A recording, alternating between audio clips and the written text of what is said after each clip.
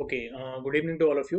तो जो last lecture था, ओके, उसमें हम लोगों ने स्टेशनरी वेव्स टॉपिक जो है वो स्टार्ट किया था। ठीक है, वहाँ पे हम लोगों ने कंसेप्ट देखा था कि स्टेशनरी वेव फॉर्म कैसी होती है। ठीक है, यस।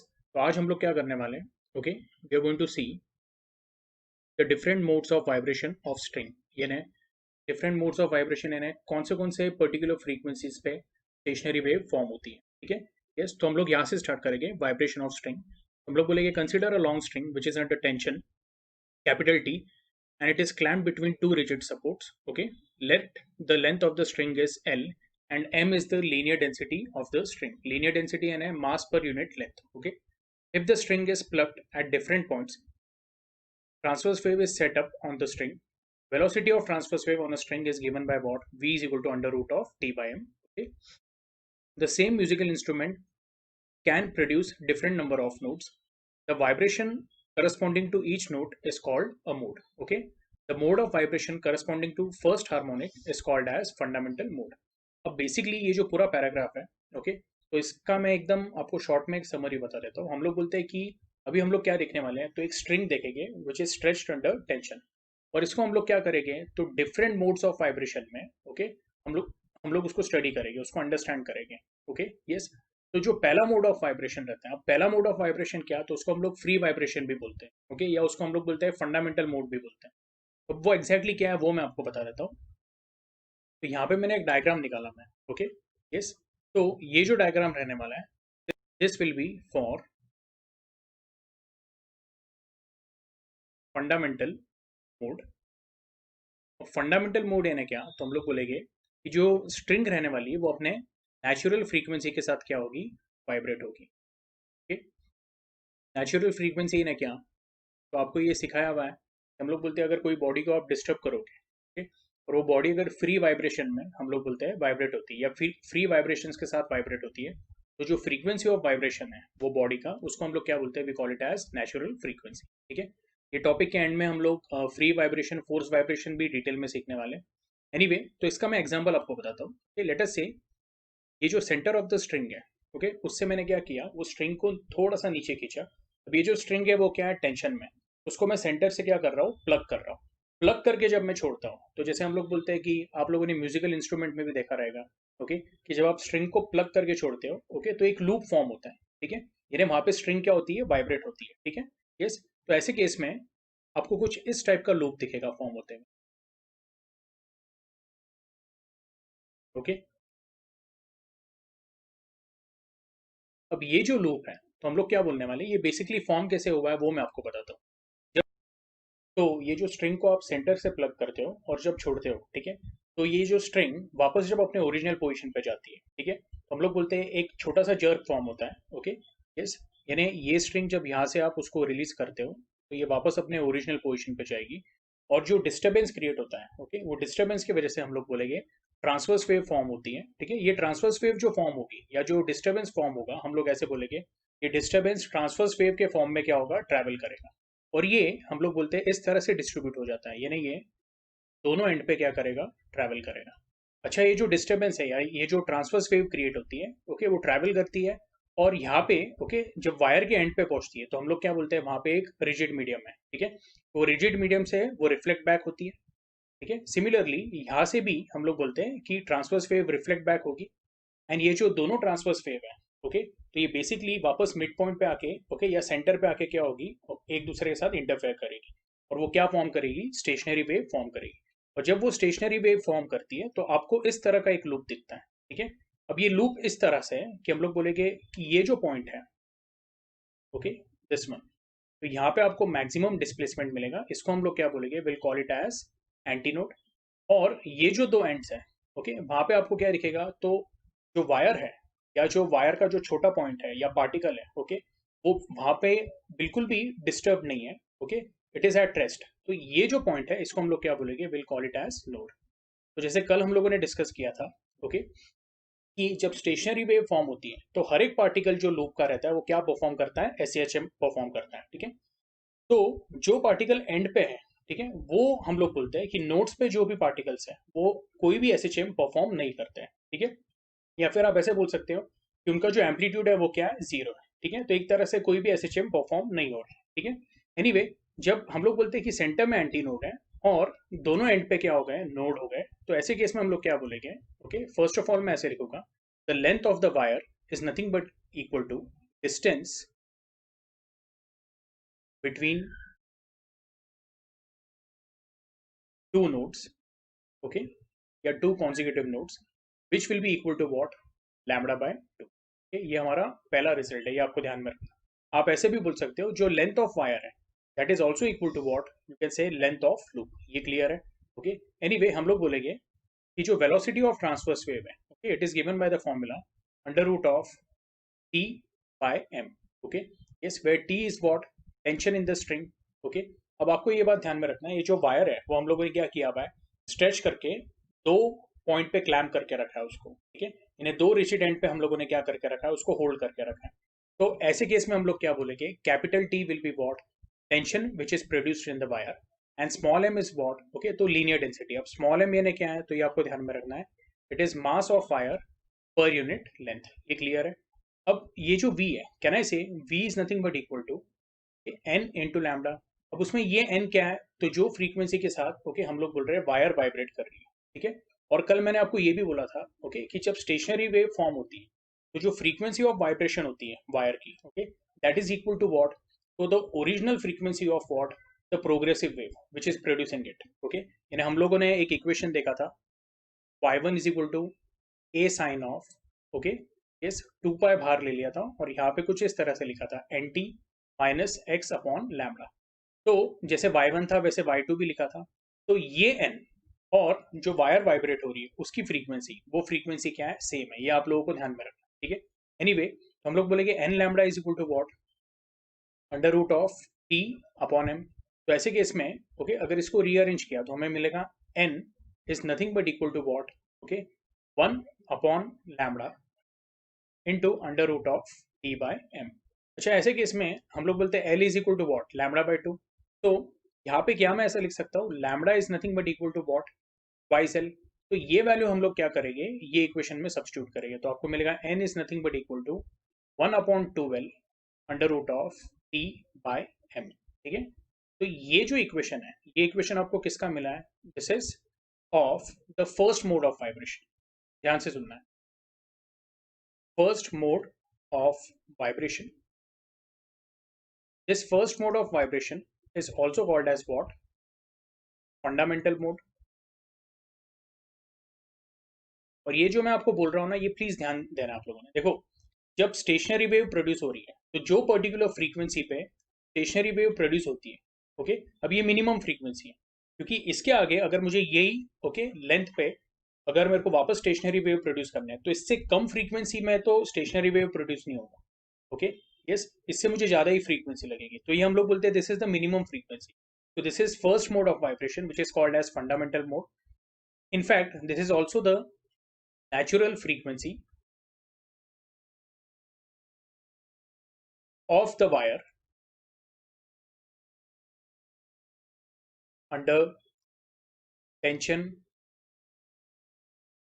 Capital T. ये आपको ध्यान में रखना, ये क्लियर है? ये हमारा हुआ फर्स्ट मोड ऑफ वाइब्रेशन, ठीक है। अच्छा, first mode of vibration is also called as what? Okay, first harmonic. क्यों? तो फर्स्ट मोड ऑफ वाइब्रेशन जो है उसकी फ्रीक्वेंसी क्या है? It is equal to N. ये क्लियर है? ओके, यस, तो हम लोग यहाँ पे ऐसे लिख देता हूँ, मैं कैपिटल एन वन लिखता हूँ। Capital N one is what? First mode of vibration which is equal to what? Small N. Okay, yes, तो स्मॉल एन यानी क्या? तो हम लोग बोलते हैं small N is nothing but it is first harmonic. ये क्लियर है? ओके, अच्छा, अभी इसके बाद हम लोग क्या करेंगे? ओके, ये तो हम लोगों ने एकदम सिंपल मेथड बताया कि आपने स्ट्रिंग को सेंटर से प्लग किया, ओके, तो ये तो एकदम सिंपल मेथड था कि आपने स्ट्रिंग को सेंटर से प्लग किया, उसको रिलीज किया, ठीक है। और जो फर्स्ट मोड ऑफ वाइब्रेशन है, ओके, या जो स्टेशनरी वेव है वो फॉर्म होती है। तो स्टेशनरी वेव इस तरह से फॉर्म होती है कि उसमें एक ही लूप तैयार होता है, बराबर है। और हम लोगों ने क्या बोला था कि ये जो स्ट्रिंग है वो अपने नेचुरल फ्रीक्वेंसी के साथ क्या हो रही है? मैच हो रही है, ठीक है।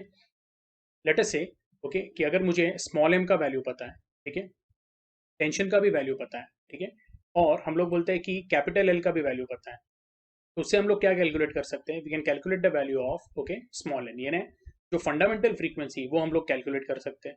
ओके, तो अगर मैंने ये सब वैल्यू सब्स्टिट्यूट करके स्मॉल एन का वैल्यू निकाला तो मैं बोलता हूँ लेट अस से स्मॉल एन का वैल्यू क्या है 100 हर्ट्स। ठीक है, अब मैं क्या बोल रहा हूँ कि ये जो स्ट्रिंग है तो वो हम लोगों ने क्या किया हुआ है वुडन बॉक्स में फिक्स की हुई है, यानी जो दोनों एंड है ओके, तो वो क्या है हम लोग बोलते हैं ओके, आप ऐसे बोल सकते हैं दोनों जो रिजिड एंड है ओके वो वुड मटेरियल के ऐसे समझ लो, ठीक है, या फिर वो वुडन बॉक्स के पार्ट है। तो ऐसे केस में हम लोग क्या करते हैं, ठीक है, मैं यहाँ पे जस्ट एक डायग्राम ड्रॉ कर लेता हूँ लाइक दिस। तो ऐसे केस में मैं बोल रहा हूँ कि मैं एक 100 हर्ट्स का ट्यूनिंग फोक लेता हूँ, ठीक है, और वो ट्यूनिंग फोक को वाइब्रेशंस में सेट करके मैं यहाँ पे सिंपली क्या करता हूँ टच करता हूँ वुडन बॉक्स में। अब ऐसे केस में क्या होगा जब मैं ये 100 हर्ट्स का ट्यूनिंग फोक ओके यहाँ पे ओके टच करूंगा तो हम लोग बोलेंगे ट्यूनिंग फोक के जो वाइब्रेशंस है ओके वो वाइब्रेशन ये वुडन बॉक्स से पास होके ये स्ट्रिंग में जाएंगे, और स्ट्रिंग में जाने के बाद हम लोग बोलेंगे रिफ्लेक्शन ऑफ वेव होगा और ट्रांसवर्स वेव क्रिएट होगी। अब फर्क क्या रहेगा तो हम लोग बोलेंगे जब मैं स्ट्रिंग को ओके मैन्युअली हैंड से प्लग करता हूँ ओके, तो जो हम लोग बोलते हैं कि लूप फॉर्म होता है तो वो लूप कुछ ही सेकंड में क्या हो जाता है वापस डैम्प हो जाता है। ये आपको आ रहा है समझ में, यानी जो वाइब्रेशन है ओके स्ट्रिंग के वो क्या हो जाते हैं डैम्प हो जाते हैं। लेकिन वही अगर मैं ट्यूनिंग फोक रखता हूँ ओके तो हम लोग बोलते हैं ये जो लूप है ये आपको थोड़ा ज़्यादा टाइम दिखेगा, क्यों, तो ट्यूनिंग फोक के वाइब्रेशन जो है हम लोग बोलेंगे वो एटलीस्ट 5 6 या 7 सेकंड चलते रहेंगे ओके। यस, तो ऐसे प्रोसेस की वजह से हम लोग बोलते हैं जब तक ट्यूनिंग फोक वाइब्रेट होते रहेगा आपको कॉन्स्टेंटली यहाँ पे एक लूप फॉर्म होते हुए दिखेगा। मैं आपको वापस बता रहा हूँ अगर आपने उसको सिंपली प्लग किया ओके तो ये लूप कितने टाइम के लिए रहेगा 1 second 2 second 3 second maximum okay. लेकिन वही अगर आप ट्यूनिंग फोक यूज कर रहे हो of the same frequency 100 hertz तो आपको ये पता चलेगा जब तक ट्यूनिंग फोक के वाइब्रेशन कंटिन्यू होते हैं ओके ये लूप आपको क्या दिखेगा कॉन्स्टेंटली एज इट इज दिखेगा ओके। इसका मतलब हम लोग क्या बोल रहे हैं कि अब जो वायर को वाइब्रेशंस मिल रहे हैं वो किसके वजह से मिल रहे हैं ट्यूनिंग फोक की वजह से मिल रहे हैं, लेकिन वो जो वाइब्रेशंस का वैल्यू है ओके तो वो क्या है that is equal to what 100 hertz. इसलिए हम लोग क्या बोल रहे हैं एक लूप फॉर्म हो रहा है।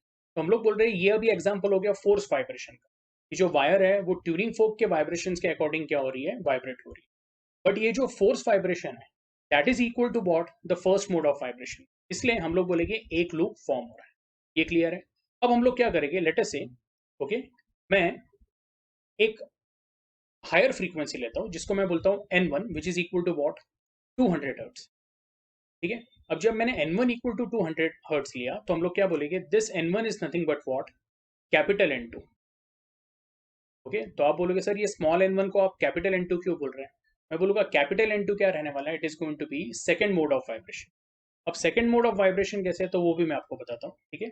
तो इमेजिन करो आप 200 हर्ट्स का ट्यूनिंग फोक ले रहे हो, ठीक है, और जैसे मैंने आपको अरेंजमेंट बताया तो ये वुडन बॉक्स के एंड पे आप उसको क्या कर रहे हो ओके सिंपली टच कर रहे हो प्लेस कर रहे हो, तो अभी वो 200 हर्ट्स के वाइब्रेशन क्या हो गए स्ट्रिंग में जाएगी। ऐसे केस में हम लोग ऑब्जर्व करते हैं कि जहाँ पे एक लूप फॉर्म हो रहा था अब क्या हो गया वहां पे आपको ऐसे दिखेंगे, तो थोड़ा अच्छे से बना देता हूँ मैं लाइक दिस। आपको यहाँ पे दो लूप फॉर्म होते हुए दिखेंगे। अब दो लूप का मतलब क्या होगा तो हम लोग बोलेंगे ऐसे केस में okay, यहाँ पे भी एंटी नोड रहने वाला है ये वाले पॉइंट पे, ये वाले पॉइंट पे भी क्या रहेगा एंटी नोड रहेगा। दो एंटी नोड के बीच में क्या रहने वाला है there is going to be node, और जो वायर के एंड है वहां पे तो 100% क्या होने वाला है नोड ही होने वाला है। तो अभी हम लोग क्या बोल रहे हैं यहाँ पे जो टोटल डिस्टेंस है तो क्या होने वाला है ओके, तो ये एन और ये एन उसके बीच में डिस्टेंस क्या रहने वाला है it is going to be wave half of the wavelength okay यानी λ/2, और यहाँ पे भी क्या रहेगा इट विल बी λ/2। तो ऐसे केस में मैं बोलूंगा okay for second mode of vibration सब लोगों ने ध्यान देना है,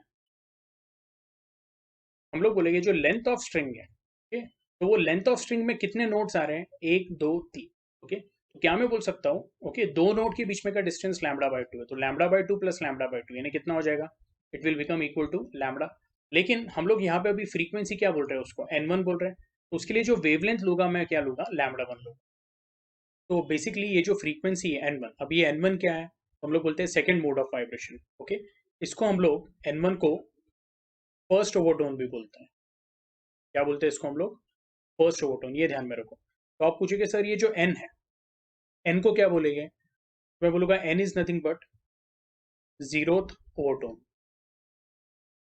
अब ऐसा जीरोथ ओवरटोन कोई टर्म नहीं है लेकिन आप ऐसे समझ सकते हो first mode of vibration okay, is called as what? Zeroth overtone, and it is equal to what? First harmonic. तो किसके केस में? In the case of vibration of straight string which is under tension. ठीक है? Anyway, तो n1 which is first overtone, उसके लिए wavelength क्या बोला हुआ है हम लोगों ने? lambda 1 बोला. तो again we'll use the same formula. V is equal to what? So we'll say n lambda यानी n1 lambda 1. V की जगह पे क्या डाल देते हैं हम लोग? Under root of t by m will be equal to n1 into lambda 1. अब लैमडा 1 जो है, ओके, तो हम लोग क्या बोलेंगे? लैमडा 1 का value is equal to what? L. तो इसको रीअरेंज किया तो आपको n1 क्या मिलेगा? n1 का वैल्यू आएगा 1 upon L under root of T by M. Okay, इसको ही अगर मैं रीअरेंज करता हूँ तो मुझे यहाँ पे कुछ ऐसा मिलेगा 2 upon 2l the root of T by M. यानी तो बेसिकली हम लोगों ने क्या किया यहाँ पे? ओके, जो न्यूमरेटर एंड डिनोमिनेटर है दोनों को 2 से मल्टीप्लाई किया है. ये क्लियर है? क्यों? तो मुझे उसको ये फॉर्म में लेके आना है 1 upon 2l under root of T by M. यहाँ पे भी आपको दिखेगा 1 upon 2l under root of T by M into 2. तो can I say n1 is basically equal to what? Twice into, अब ये 2 अगर निकाल दिया तो मेरे पास क्या रहेगा? 1 upon 2l under root of T by M. That is nothing but equal to fundamental frequency. आपको n1 क्या मिल रहा है? n1 is coming as twice n. ठीक है, अब यहाँ की जो स्पेस है उसको मैं क्या कर देता हूँ? क्लियर कर देता हूँ. ठीक है, ये फॉर्मूला आप लोगों ने नोट करके रखना है. ये क्लियर है? ओके, तो मैंने यहाँ का स्पेस क्लियर कर दिया है. अच्छा, अभी ये जो दोनों केसेस है उसके लिए फॉर्मूले क्या मिले थे? तो पहला वाला जो फर्स्ट मोड ऑफ वाइब्रेशन है n1, okay, which is equal to what? Okay, fundamental mode, okay, या फंडामेंटल फ्रीक्वेंसी भी बोलते हैं, या हम लोग बोलते हैं natural frequency, which is equal to what? 1 upon 2l under root of T by M. ठीक है, n2 का जो फॉर्मूला मिला था यानी second mode of vibration, okay, तो वो हमारा फॉर्मूला था, उसको मैंने लिखा था n1. अब n1 क्या है? तो हम लोग बोलते हैं first overtone, which is nothing but equal to, okay, 2 upon 2l under root of T by M. इसको हम लोगों ने कुछ ऐसे समझ लिया, ये हो गया 2 into 1 upon 2l under root of T by M, okay, which is nothing but equal to what? Twice N. तो ये सेकेंड मोड ऑफ वाइब्रेशन जो है इसको हम लोग बोलते हैं, we call it as first overtone. ठीक है, अब थर्ड मोड ऑफ वाइब्रेशन की बात करते हैं. तो थर्ड मोड ऑफ वाइब्रेशन के लिए हम लोग क्या करने वाले हैं? ओके, थोड़ा और हायर फ्रीक्वेंसी का ट्यूनिंग फोक यूज करेंगे. तो हमें यहाँ पे स्मॉल एन का वैल्यू मैंने क्या बोला था? लेटेस्ट से 100 हर्ट्स मिला था, तो यहाँ पे हम लोगों ने 200 हर्ट्स का ट्यूनिंग फोक यूज किया था. अब ये वाले डायग्राम में हम लोग जो ट्यूनिंग फोक यूज करेंगे लेटेस्ट से वो 300 हर्ट्स का है. तो ऐसे केस में हम लोग क्या देखते हैं कि जब, okay, for a case of, okay, stretch string under tension, okay, अगर मैं ऐसा देखता हूँ कि मैं 300 हर्ट्स यानी कितना हुआ? Thrice N. ओके, तो थ्राइस एन का अगर मैं ट्यूनिंग फोक यूज करता हूँ तो मुझे यहाँ पे ऐसा दिखता है. तो यहाँ पे मुझे 3 लूप फॉर्म होते हुए दिखते हैं.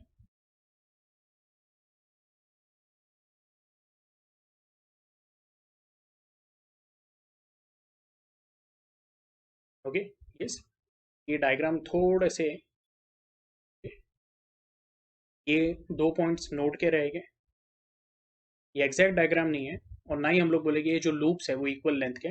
ठीक है, यस, तो डायग्राम में दिख नहीं रहे इक्वल लेंथ के, लेकिन अगर आप प्रॉपरली ड्रॉ करोगे, ओके, तो आपको ये समझ में आएगा कि हर एक जो लूप फॉर्म हो रहा है उसका लेंथ क्या है? सेम है. और वो लेंथ क्या रहने वाला है? Lambda by two, lambda by two and lambda by two. अब हम लोग बोलते हैं जो थर्ड मोड ऑफ वाइब्रेशन है तो उसके लिए हम लोग क्या यूज करने वाले हैं? Okay, will use n2. यानी ये हम लोग बोलेंगे नेक्स्ट हायर फ्रीक्वेंसी है, जिसको मैं फर्स्ट ओवरटोन की जगह पे बोल देता हूँ सेकेंड ओवरटोन. n2 यानी क्या है? इट इज सेकेंड ओवरटोन, ये आपको ध्यान में रखना है. तो ऐसे केस में n2 निकालने के लिए मैं यहाँ पे नीचे पहले वर्किंग कर लेता हूँ. तो मैं बोलूँगा v will be equal to what? n2 into lambda two. Okay, yes, अब ये जो लैम्बडा टू है, ओके, तो लैम्बडा टू बेसिकली क्या है? तो हम लोग बोलेंगे ये जो लैम्बडा मैंने लिया है, ओके, लैम्बडा लेने की जगह पे मैं यहाँ पे क्या लिख देता हूँ? This will B lambda two upon two, this will B lambda two upon two. For frequency n2 जो वेवलेंथ रहने वाली है ट्रांसवर्स वेव की, okay, वो कितना रहेगा? तो हम लोग लैम्बडा टू बोलेंगे. एनीवे, तो ये जो दो नोड्स है उसके बीच में का डिस्टेंस क्या है? Lambda two upon two. तो ये जो टोटल लेंथ ऑफ स्ट्रिंग है L, that will become what? 3 lambda two upon two. इसको रीअरेंज किया तो आपको लैम्बडा टू क्या मिलेगा? लैम्बडा टू आपको आएगा ट्वाइस एल अपॉन 3. ये वैल्यू हम लोग यहाँ पे सब्स्टिट्यूट करेंगे तो आपको मिलेगा v will be equal to n2 into twice L upon 3. इसको रीअरेंज किया तो आपको क्या मिलेगा? तो n2 will be equal to what? 3v upon 2l. ये आपको आ रहा है समझ में?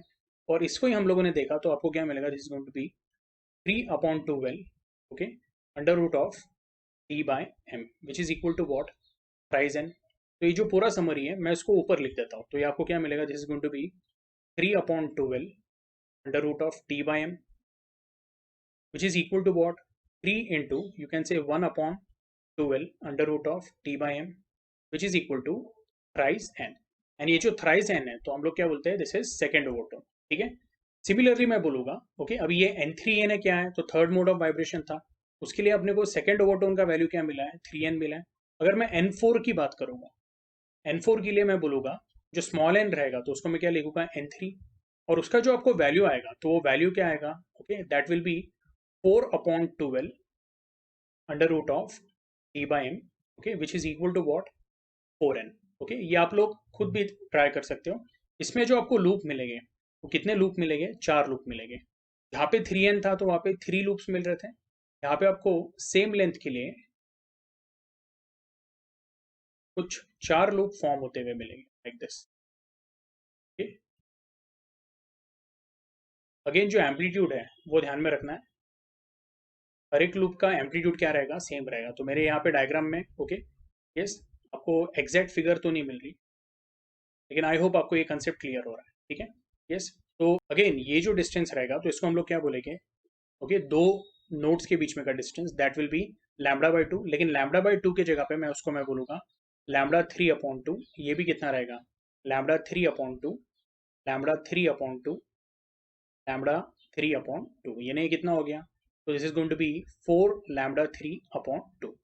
सेम टाइप का वर्किंग रहेगा, और आपको n4 का वैल्यू, n4 यानी क्या, capital N4, fourth mode of vibration, which is equal to third overtone, वो आपको क्या मिलेगा, 4 टाइम्स n मिलेगा, ओके। और 4n यानी हम लोग क्या बोलते हैं, इट इज थर्ड ओवरटोन। तो ये लॉजिक के हिसाब से, ओके, अगर मैं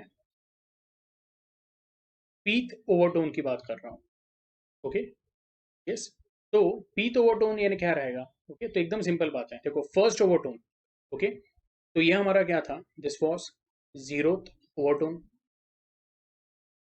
जीरोथ ओवरटोन के लिए आपको कितने लूप मिल रहे थे, तो मैं बोलूंगा एक लूप, बराबर है, ओके। फर्स्ट ओवरटोन के लिए कितने लूप मिल रहे हैं, 2 लूप। सेकेंड ओवरटोन के लिए कितने मिल रहे हैं, तो यहाँ पे आपको 3 लूप मिल रहे हैं, ठीक है।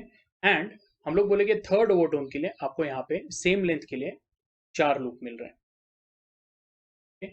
तो अगर मैं बोलता हूँ पीथ ओवरटोन रहेगा तो मुझे कितने लूप मिलेंगे, p+1 लूप मिलेंगे। ये आपको आ रहा है समझ में?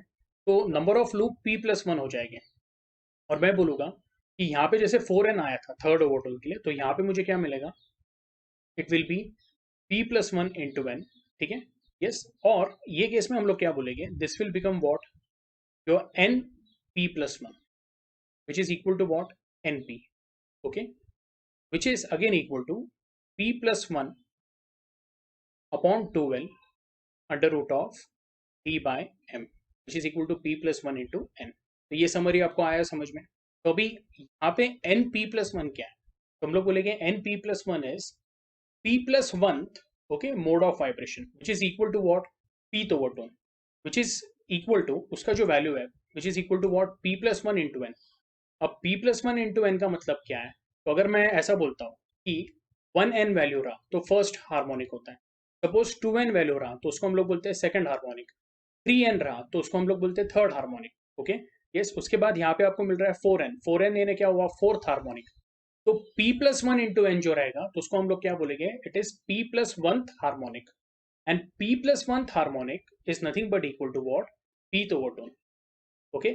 तो ये आपको केस ध्यान में रखना है जब मैं ओवरटोन की बात कर रहा हूँ, ओके। तो हार्मोनिक में क्या हो जाएगा, +1 ऐड हो जाएगा, यानी थर्ड ओवरटोन के लिए क्या था, 4n था, तो पीथ ओवरटोन के लिए क्या रहने वाला है, p+1 इंटू n रहने वाला है। ये क्लियर है आप लोगों को, ओके, यस। तो आई होप आपको modes of vibration, okay, clear हुआ है for a stretch string under tension. इसमें हम लोगों ने बेसिकली क्या देखा कि what are various modes of vibration, फिर ओवरटोन किसको बोलते हैं हम लोग, ठीक है, एंड हार्मोनिक्स किसको बोलते हैं, ठीक है। तो for this particular case, okay, हम लोग बोलेंगे जो फर्स्ट मोड ऑफ वाइब्रेशन है, it is equal to what, n, यहाँ पे 1 लिखा है ना, ये 1 क्या बता रहा है, this is first harmonic, okay, and it is zero overtone, जो N2 है, N2 क्या है, it is second mode of vibration which is equal to what, twice N यानी क्या हुआ, हम लोग बोलेंगे इट इज सेकंड हार्मोनिक। और जो N1 है वो N1 क्या बता रहा है, इट इज फर्स्ट ओवरटोन।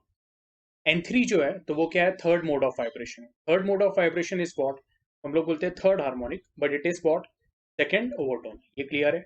और अगर ऐसे जाता हूं मैं तो मैं बोलूंगा NP+1, तो it is what, P+1 mode of vibration, ठीक है, which is equal to what, हम लोग बोलेंगे P+1 इंटू एन, यानी P+1 harmonic, okay, but it is what, तो एक से कम हो जाएगा, यानी it will be peak overtone.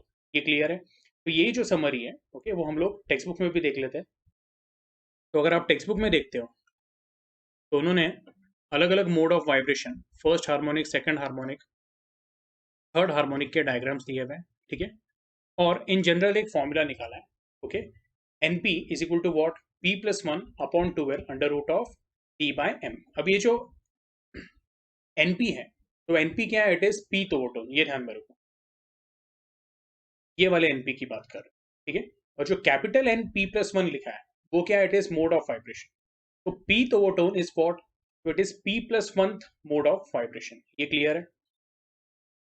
तो यहाँ पे भी वही दिया हुआ है, the frequency of P overtone is equal to what, P+1 into N, the modes of vibration of a string gives the frequency n, 2n, 3n, and so on. Hence, it is concluded that the stretched string vibrates with all odd as well as even harmonics. यानी क्या, तो हमें यहाँ पे n भी मिल रहा है, 2n भी मिल रहा है, 3n भी मिल रहा है, 4n, 5n सब मिल रहा है, यानी इवन हार्मोनिक्स भी मिल रहे हैं और ऑड हार्मोनिक्स भी मिल रहे हैं। 2n भी है, 4n भी है, 3n भी है, 5n भी है, ठीक है। ये क्लियर है आप लोगों को, ओके। अच्छा, इसमें फिर बाद में जो नेक्स्ट कंसेप्ट है that is what, law of vibrating strings, okay. तो जो अगला कंसेप्ट है that is what, loss of vibrating string. अब ये जो लॉस है, तो ये बेसिकली हम लोग बोलेंगे, मैं ये साइड का जो है, ओके, स्क्रीन उसको क्लियर कर देता हूँ। तो मैं जो बेसिक फंडामेंटल फ्रीक्वेंसी उसका इक्वेशन लिखता हूँ, n is equal to what, 1/12 under root of T/m, ठीक है। अब जो पहला वाला लॉ है, तो उन्होंने क्या बोला हुआ, it is law of length. हम लोग बोलते हैं the fundamental frequency of transverse vibration of a stretch string is inversely proportional to the vibrating length if the tension in the string and the linear density m, okay, of the string are kept constant। इसका मतलब क्या है, तो अगर capital T और M को constant रखते हैं और टू तो हमारा कांस्टेंट है ही, तो ये जो पूरा टर्म है, ओके, हम लोग बोलेंगे दैट इज, इसको मैं ऐसा लिख देता हूँ, 1/L into 1/2 under root of T/m। तो ये जो पूरा टर्म है, this one, this will be what, a constant term. और ये ऐसा समझ लो कि कांस्टेंट ऑफ प्रोपोर्शनलिटी ये निकाल दिया, तो आपको क्या मिलेगा, n is inversely proportional to what, l, यानी fundamental frequency, okay, for a stretch string is inversely proportional to what, the length of the stretch string. वही उन्होंने यहाँ पे दिया हुआ है, the fundamental frequency of transverse vibration of a stretch string is inversely proportional to the vibrating length if the tension T in the string and linear density of the string are kept constant। इसका मतलब क्या है, n1 l1 equal to n2 l2 equal to constant। In general we say n into L is equal to constant. ये clear है। तो यहाँ पे भी लिख देते हैं हम लोग, n1 l1 equal to n2 l2 is equal to constant, that is हम लोग बोलेंगे n into L is equal to what, constant. ये क्लियर है। तो ये आपका क्या था, this was your first law, ठीक है। अब सेकेंड लॉ का वर्किंग भी देखेंगे, लेकिन उसके पहले ये लॉ देख लेते हैं। तो जो सेकेंड लॉ है that is what, law of tension, okay. अब लॉ ऑफ टेंशन यानी क्या है, the fundamental frequency of transverse vibration of a stretched string is directly proportional to the square root of tension, okay, in the string if the linear density and the vibrating length of the string are kept constant। इसका मतलब क्या है, तो अभी ये जो formula है, पिछले इसमें हम लोगों ने t और m क्या किया था, कांस्टेंट रखा था।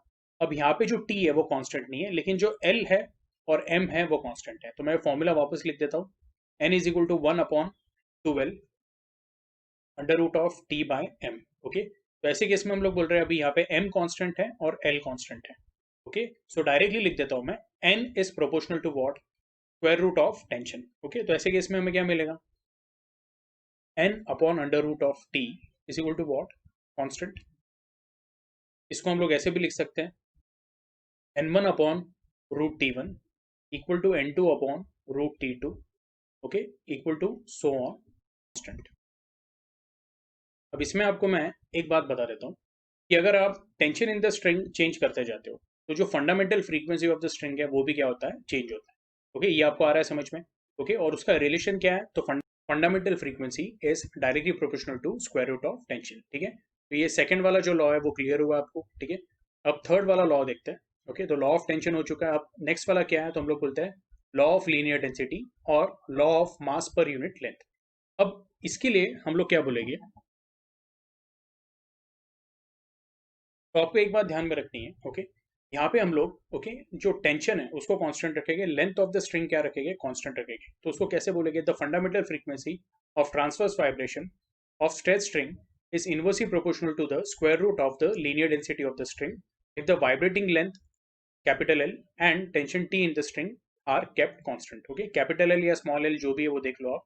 ठीक है, तो अगेन हम लोग क्या करेंगे, अब यहाँ पे मैं ऐसा लिख देता हूँ, n is equal to 1/2l under root of t by m। तो उसमें अगर t कांस्टेंट है और l कांस्टेंट है, 2 तो कांस्टेंट ही है। ओके, तो हम लोग बोलेंगे n is inversely proportional to what, under root of m, यानी तो fundamental frequency is inversely proportional to the okay square root of linear density. ये क्लियर है? आप इसको ऐसे बोल सकते हो, n into root M is equal to constant,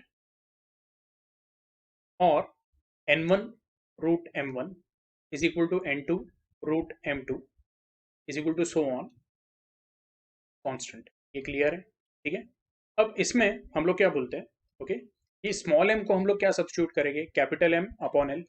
but capital M क्या होता है, तो हम लोग बोलते हैं mass. Mass is what, density into volume. Density क्या होता है, मास अपॉन वॉल्यूम। तो हम लोग बोलेंगे मास क्या हो जाएगा, okay mass will be density into volume. वो लॉजिक से यहाँ पे क्या डाला हुआ है, रो इंटू वी। और जो वॉल्यूम ऑफ वायर है वो क्या डाला है, तो वॉल्यूम ऑफ वायर है, वायर हम लोग सिलेंड्रिकल कंसिडर करते हैं, तो वॉल्यूम ऑफ सिलेंडर क्या होता है, पाई आर स्क्वायर एच। तो यहाँ पे उन्होंने क्या सब्स्टिट्यूट किया है, पाई आर स्क्वायर एच के जगह पे क्या लिया हुआ है उन्होंने, ओके एल ले लिया। ओके, तो ये पूरा इक्वेशन अगर आप देखोगे तो m का वैल्यू हमें क्या मिल रहा है, स्मॉल एल कैंसिल होके rho into pi R square. Okay, तो यहाँ पे भी अगर हम लोग देखेंगे, अगर मैं ऐसा लिख देता हूँ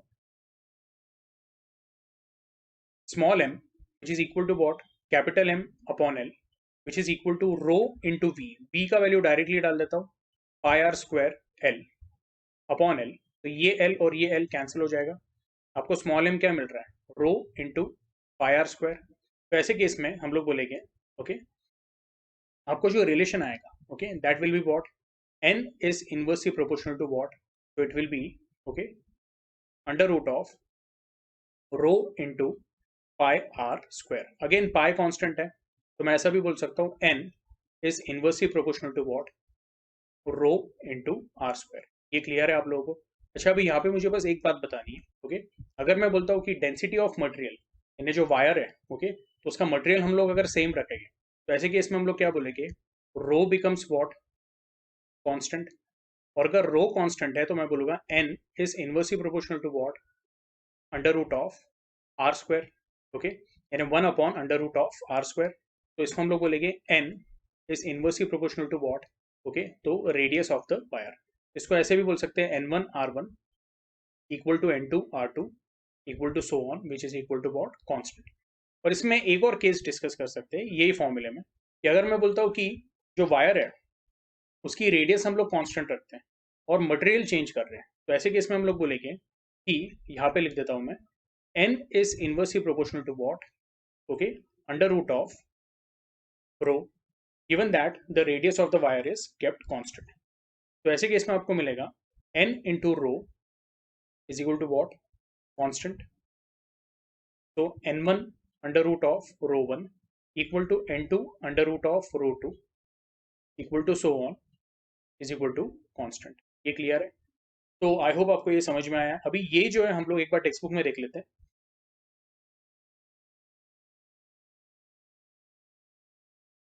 तो यहाँ पे भी उन्होंने दिया if the material of the string is kept constant that is rho 1 equal to rho 2 equal to what, rho. तो ऐसे केस में आपको क्या मिलेगा, n1 r1 equal to what, n2 r2, जो हम लोगों ने यहाँ पे लिखा हुआ था, n1 r1 equal to what, n2 r2। Okay, ये क्लियर है? ओके, और इसमें एक और केस आता है कि अगर हम लोग बोलेंगे if the material of the string is different, okay yes but the radius of the two wires are same.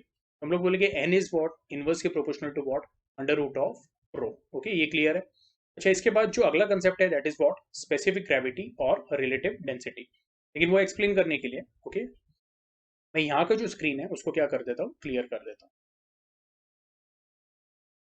तो जो अभी हमारा अगला कंसेप्ट है that is what specific gravity. और ये स्पेसिफिक ग्रेविटी यूज करके ओके यस हम लोग एक रिलेशन निकालने वाले between the fundamental frequencies under tension T1 and T2। Okay, अब वो जो रिलेशन है वो क्या है वो हम लोग देखेंगे, यानी relation between the frequencies okay for tension T1 and for tension T2, जिसको मैं बोलूंगा N1 एंड N2। ओके, उसका relation with specific gravity. Okay, अब स्पेसिफिक ग्रेविटी एग्जैक्टली पैरामीटर क्या है पहले वो डिस्कस कर लेते हैं। तो हम लोग बोलते हैं स्पेसिफिक ग्रेविटी का जो सिंबल है that is what, it is sigma. It is defined as what, तो हम लोग बोलते हैं it is ratio of density of a substance to density of water. Okay yes, ये एक डेफिनेशन है। सेकेंड डेफिनेशन क्या है हम लोग बोलेंगे, it is ratio of mass of substance to the mass of equal volume of water। Okay, जैसे अगर मैं ये ब्लॉक की बात कर रहा हूँ, ओके लेट अस से दिस इज द ब्लॉक। ये ब्लॉक का जो मास है दैट इज m और इसका जो वॉल्यूम है v। ओके, अब इसका जितना भी वॉल्यूम है v उतना वॉल्यूम ऑफ वाटर अगर मैं लेता हूँ तो वो जो वॉल्यूम ऑफ वाटर का मास रहेगा उसको हम लोग क्या बोल देंगे, mw। तो स्पेसिफिक ग्रेविटी सिग्मा में कैसे डिफाइन कर सकता हूँ, either I can say it is rho upon rho W first definition के हिसाब से, या फिर मैं ऐसे बोल सकता हूँ m upon v upon M W by V. यानी आप मास ऑफ कौन सा वाटर लेंगे तो इक्वल वॉल्यूम ऑफ वाटर। बोलने का मतलब क्या है, तो ये ब्लॉक का मास अगर m है और वॉल्यूम v है तो जो पानी आप कंसीडर करोगे उसका भी वॉल्यूम क्या होना चाहिए, तो ब्लॉक के वॉल्यूम जैसा ही सेम होना चाहिए। ओके, तो यहाँ पे हम लोग बोलेंगे ये v और ये v कैंसिल हो जाएगा, आपको क्या मिलेगा m अपॉन एम डब्ल्यू। ये क्लियर है, ठीक है। अच्छा, अभी हम लोग क्या बोल रहे हैं, ये जो दोनों ब्लॉक्स है ओके ये one and the same block है, ठीक है। लेकिन पहले केस में क्या है, तो ये ब्लॉक हम लोग ने सिंपली क्या किया हुआ है, सस्पेंड किया हुआ है। तो ऐसे केस में हम लोग क्या बोलेंगे, ये जो ब्लॉक का वेट है वो नीचे की तरफ एक्ट हो रहा है। ओके, तो थोड़ा मैं डार्क कर देता हूँ। और ये जो वेट रहेगा ओके उसको हम लोग क्या बोलेंगे, so this is going to be m into g, ठीक है। इसको मैं थोड़ा कट कर लेता हूँ, ठीक है। यस, तो यहाँ पे जो वेट एक्ट हो रहा है नीचे की तरफ दैट इज mg, और वो जो वेट है वो क्या टेंशन क्रिएट कर रहा है, T1। ओके, तो अंडर इक्विलिब्रियम कंडीशन यानी अगर ये ब्लॉक प्रॉपरली सस्पेंडेड है तो हम लोग बोलेंगे T1 will be equal to what, mg। अब क्या है, सेम ब्लॉक है लेकिन हम लोगों ने यहाँ पे क्या किया हुआ है, तो एक टब ऑफ वाटर ओके या फिर एक टैंक लेके आए, water tank okay, such that कि अभी सेम जो ब्लॉक है वो सेम वायर को सस्पेंडेड है। ओके, सब कंडीशन सेम है, सिर्फ यहाँ पे अभी क्या प्रेजेंट है, पानी प्रेजेंट है। तो अभी जो ब्लॉक है वो पूरी तरह किस में सबमर्ज्ड है, तो हम लोग बोलते हैं वाटर में सबमर्ज्ड है। तो ऐसे केस में हम लोग बोलेंगे कि अगेन ब्लॉक का जो वेट रहेगा that will be what, mg। तो वो नीचे की तरफ क्या होने वाला है, एक्ट होने वाला है। लेकिन हम लोग क्या बोलते हैं कि जब ये ब्लॉक पानी के अंदर सबमर्ज्ड होता है ओके तो वो क्या करेगा, इक्वल वॉल्यूम ऑफ वाटर क्या करेगा, डिस्प्लेस करेगा। ओके यस, तो मैं ऐसा बोलूंगा कि लेट अस से m which is mass of the block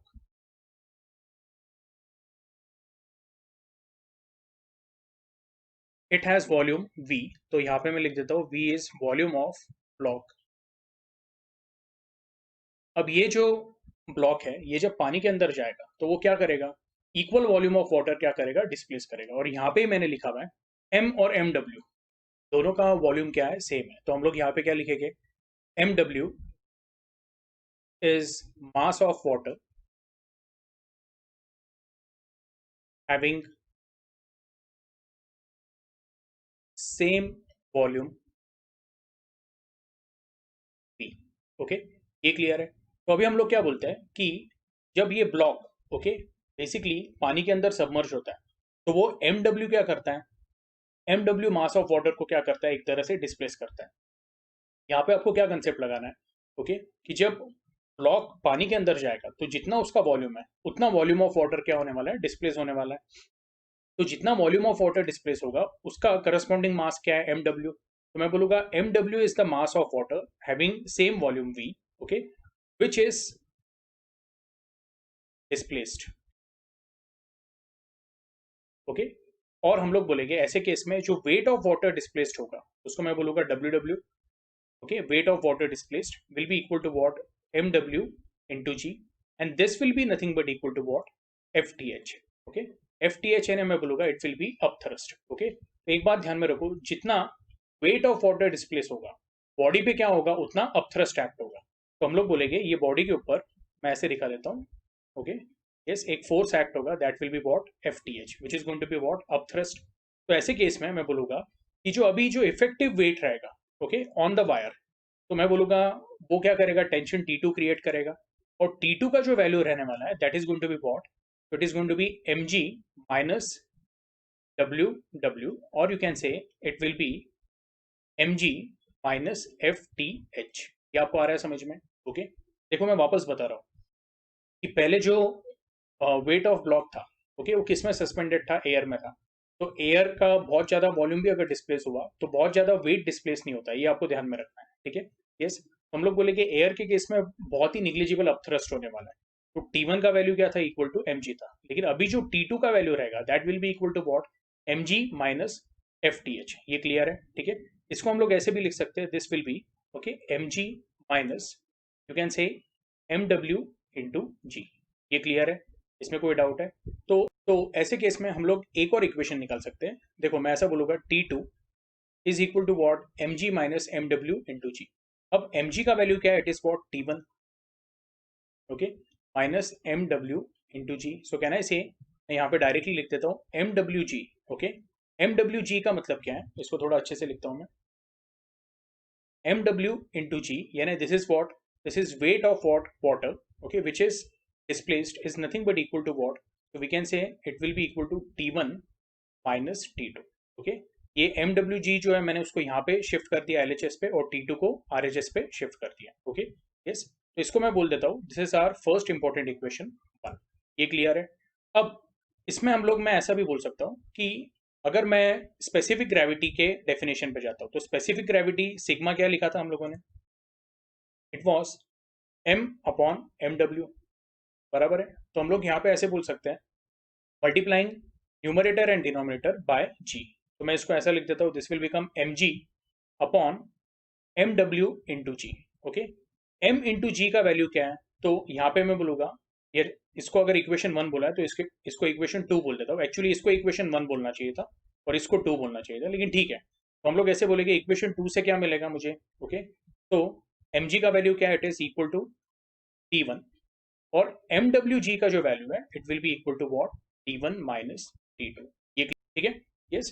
तो ये जो ब्लॉक के सब्सटेंस है उसके स्पेसिफिक ग्रेविटी का फॉर्मूला क्या मिला हमें, T1 upon T1 minus T2, ठीक है, ये क्लियर है।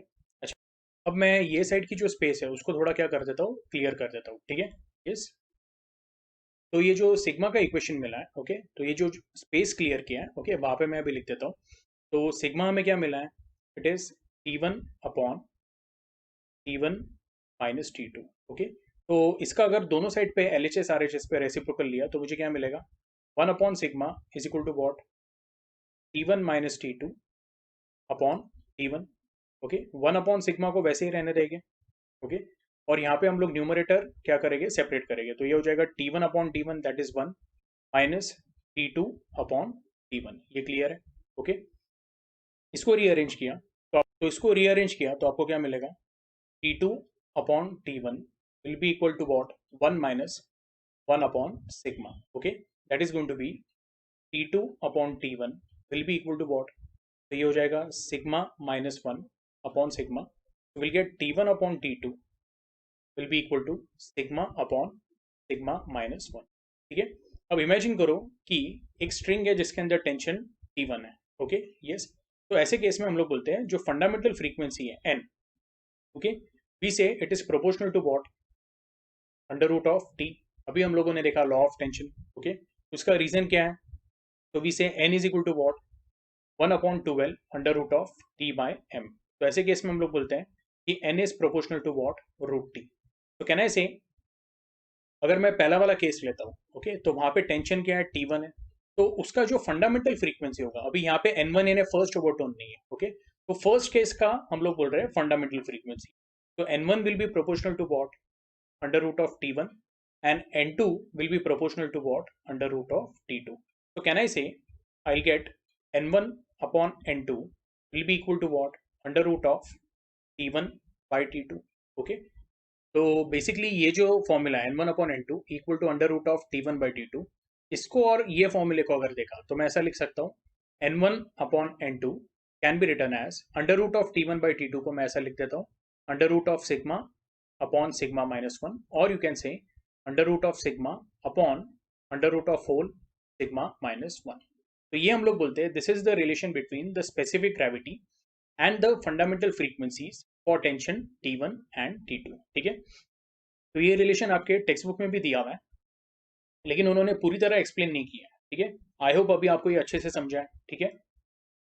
अब ये टॉपिक का जो भी रिमेनिंग पार्ट है, जैसे हम लोग बोलते हैं study of vibration of air column, तो इसमें दो टाइप के हैं, pipe which is open at both ends and pipe which is closed eight one and, ठीक है। उसके बाद फिर हम लोग बोलेंगे इसके मोड्स ऑफ वाइब्रेशन देखेंगे दोनों केसेस के, फिर एंड करेक्शन का कंसेप्ट देखेंगे, ठीक है। उसके बाद फ्री वाइब्रेशन फोर्स वाइब्रेशन का कंसेप्ट देखेंगे, ठीक है। यस, उसके बाद जो रेजोनेंस का कंडीशन है वो हम लोग समझ लेंगे, और हम लोग क्या बोलते हैं इसके साथ आपके जो भी ओके इंपॉर्टेंट पार्ट है टॉपिक के वो क्या हो जाते हैं? कंप्लीट हो जाते हैं, ठीक है। यस, तो आज के लिए हम लोग क्या करेंगे? यहाँ पे ही स्टॉप करेंगे, ठीक है।